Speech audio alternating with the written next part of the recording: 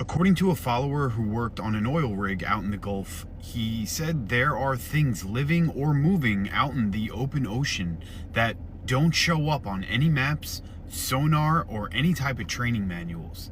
Now, this story was sent to me by a guy named Tyler, and according to him, he spent almost 4 years working offshore on an oil rig out in the Gulf. And he said before taking the job, he expected the typical things like storms, equipment failures, long shifts, isolation, missing his kids. But what he never expected was to be genuinely afraid of what was beneath the water. Not more than any other normal person is of weird things, right? But Tyler said one of the first things that you learn while working offshore is that the ocean at night has a whole different feel to it. And anybody that was in the Navy or been on a cruise ship, because once the sun disappears, you're standing on a steel platform hundreds of miles from land with nothing around you except that black water stretching out to the horizon forever. No lights, no roads, no houses, no noise, just complete darkness and silence.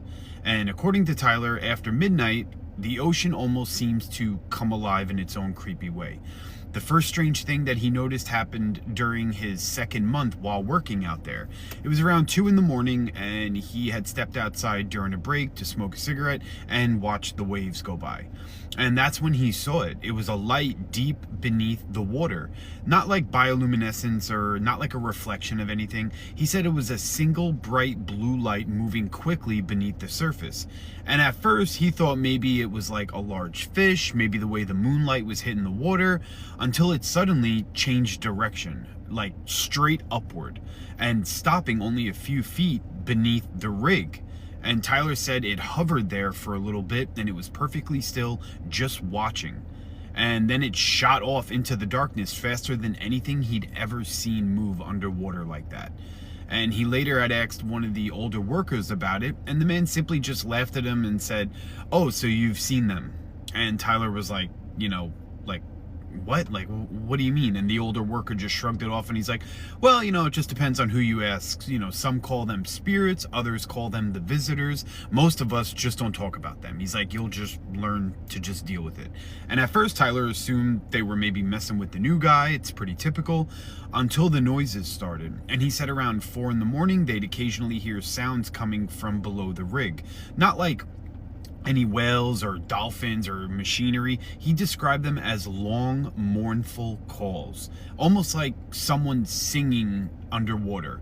Sometimes it sounded feminine, and other times it sounded almost mechanical, but not the rig itself. He said there's a very clear distinction. And other times, like he said, it just sounded like metal groaning from somewhere deep below.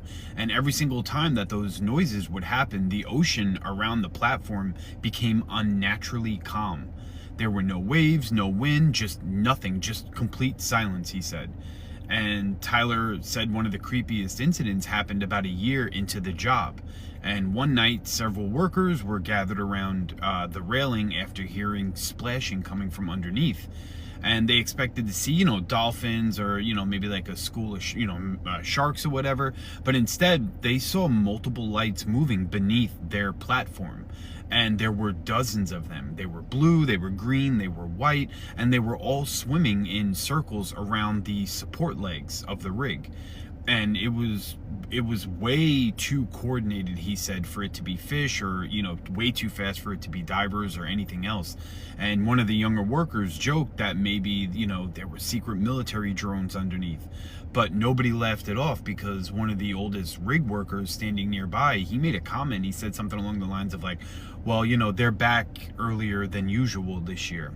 And Tyler, being new, had asked him, like, what do you mean by that? And the guy kind of like waved it off and refused to answer. He didn't really want to talk about it anymore.